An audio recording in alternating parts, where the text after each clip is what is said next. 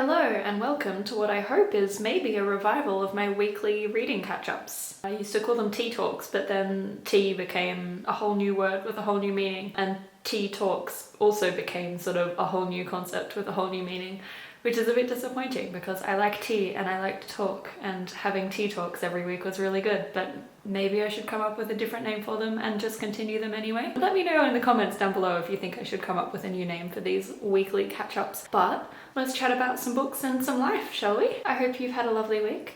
I myself have had a week that was pretty much exactly like every other week that I've had for the last, I want to say 6 months?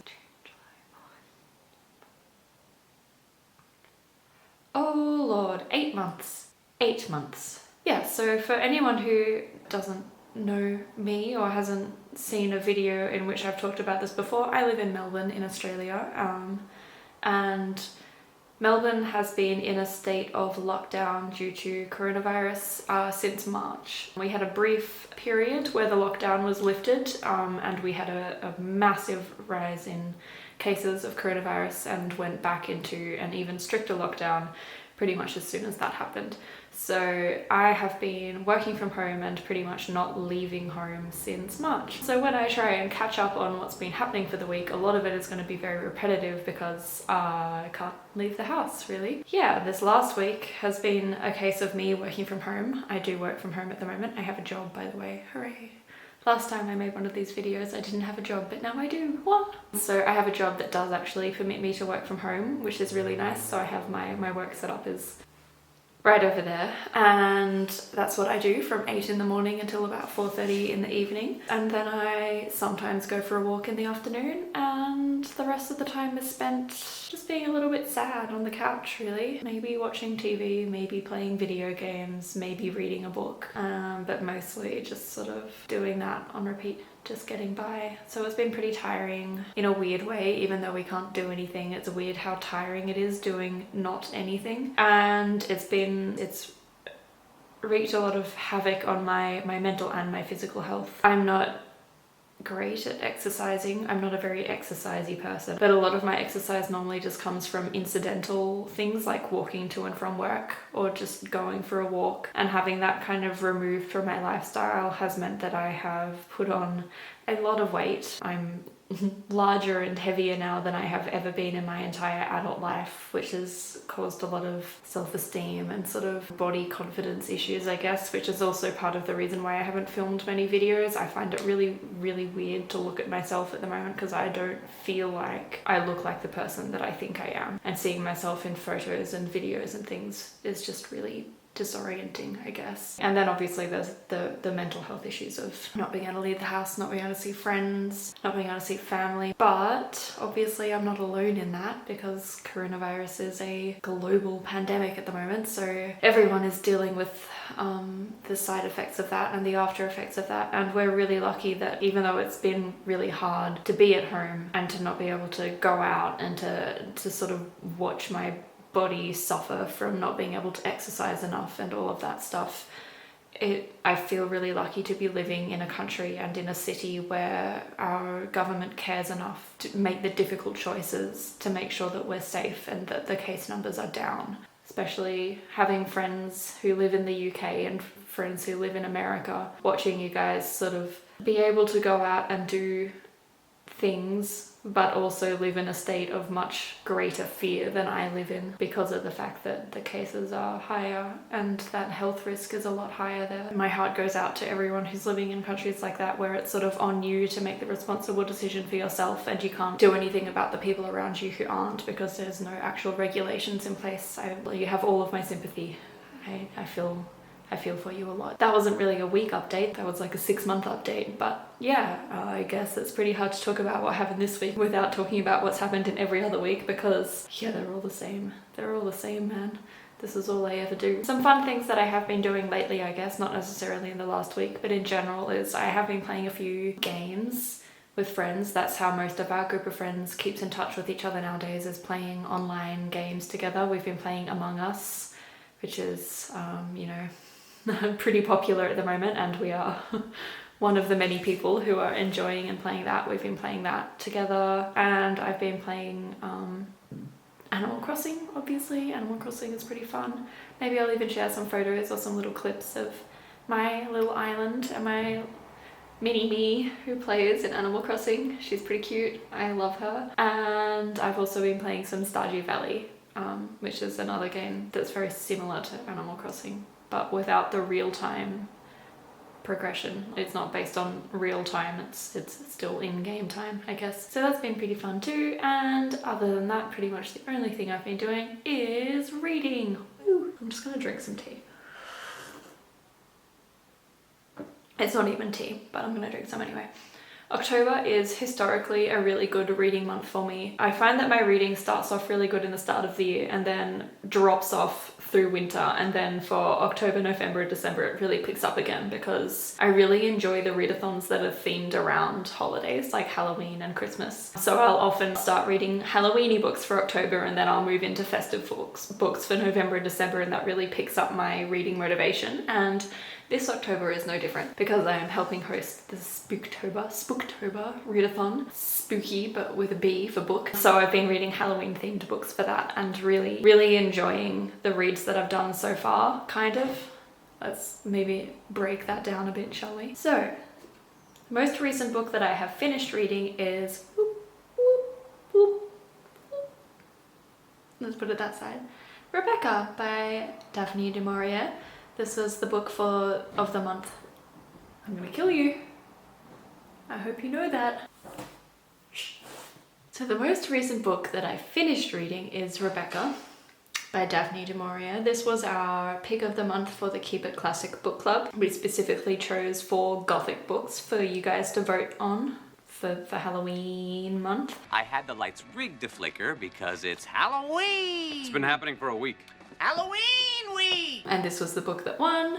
So I started reading this and have already finished it because I just couldn't stop. And I thoroughly adored it. I cannot wait to talk about it with you guys at the end of the month. I'm really looking forward to breaking this apart in a non-violent way and having a good chat about it and all of my feels about it and things. If you have read it, please join in. If you haven't read it, there's still time. Read it and then join me because, oh boy. If you don't know anything about Rebecca, which I didn't before I started reading this book, Rebecca is a gothic classic novel set in 1930s or 1940s. So it's actually set much more modern than you might expect it to be. And it's about an unnamed narrator. We don't ever learn her name. And she marries this man who lives in a big old English manor, so he's, you know, like a rich Englishman. She marries him and moves into this manor with him, and then finds out after moving into this manor that he has this previous wife who died about a year beforehand, and her name is Rebecca.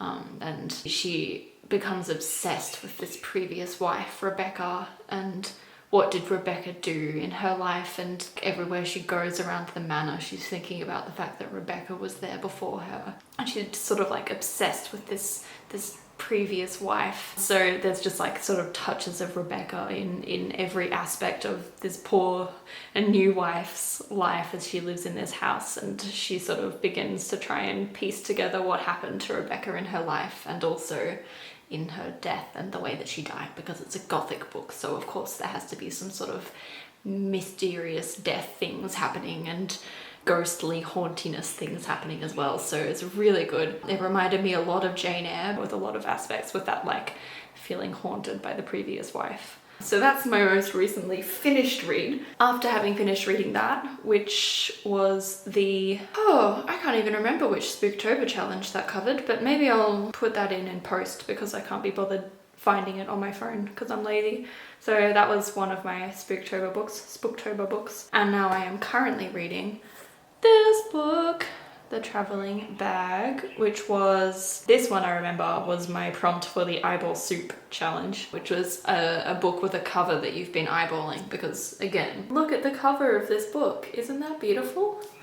Such a pretty book. Anyway, so this is a collection of supposedly sort of paranormally ghosty stories that should be very Halloween-y. I think let's have a look actually, rather than just making shit up. It's a collection of 4 ghost stories in this book, all written by the same author.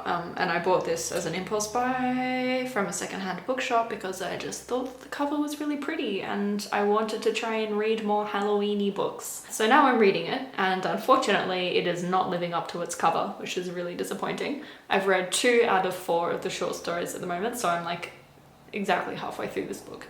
And both of the first 2 stories just didn't do it for me. They felt like they had never seen an editor in their life. Not for like grammar reasons, like there's no grammar or typo or sort of sentence structure issues, but the overall narrative just had so many plot holes in it. And it just feels really bizarre to me that a short story that genuinely only lasts for 20 pages or something can somehow have so many inaccuracies and anachronisms and plot holes in them. Like, how are you writing a story that short and forgetting somewhere within those 20 pages the narrative arc that you set up 10 pages ago? So that's happened in both of the short stories that I've read so far in this book. So that's one part of the reason why this is disappointing me so far. And the other part of the reason is that it's just not very spooky or ghosty. I was expecting more ghosts. The title here is literally Ghostly Tales. Okay, it's in the title, it says ghostly stories, and yes, there has been a ghost in one of the 2 stories, but it wasn't very ghosty, and so I don't feel very satisfied with the number of ghosts or the quality of the ghosts in these ghost stories. So that's my current read, and I will finish it because it is very easy to read in spite of all of the things that I just said, and maybe the other stories will be better. But yeah, so far, not my favorite read of the year or even of the month. So yeah, that's my current read.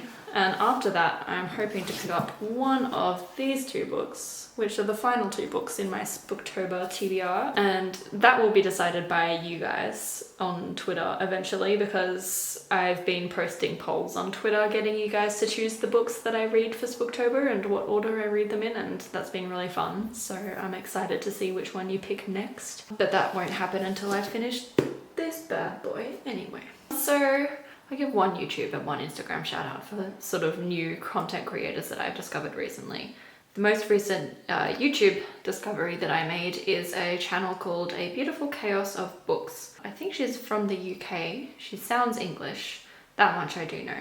And she likes to read thrillers and contemporary and horror books, and she's made some good Halloween content that I've really enjoyed. And she's also been doing some good chats about mental health and mental health reading recommendations and things like that as well. So I have really enjoyed discovering her channel and watching her videos. And she is the most recent person that I have sort of discovered and subscribed to on YouTube. And yeah. So the most recent Instagram discovery that I made was another booktuber who also lives in Australia by the looks of it. In Melbourne even. So that really excited me. Her name is Kayla Reads, I think. Short for Michaela. Yeah, she's like super new by the looks of it. She only has a few photos on her Instagram, but I just get really excited when I see other people who are Australian out there in the book community. It's just nice to come across other people who actually live in my time zone, who I might actually stand a chance at talking to about books and things, because it doesn't happen very often. And also her photos are lovely, so that's super nice. That was my most recent Instagram discovery. And I think that's enough. I think I have done enough damage with my sort of 40-minute video of talking about coronavirus and also Halloween and reading. I will see you for another video very shortly, I am sure. And until then, as always, stay classic. The weather is frightening, the thunder and lightning seem to be having their way. But as far as I'm concerned, it's a lovely day.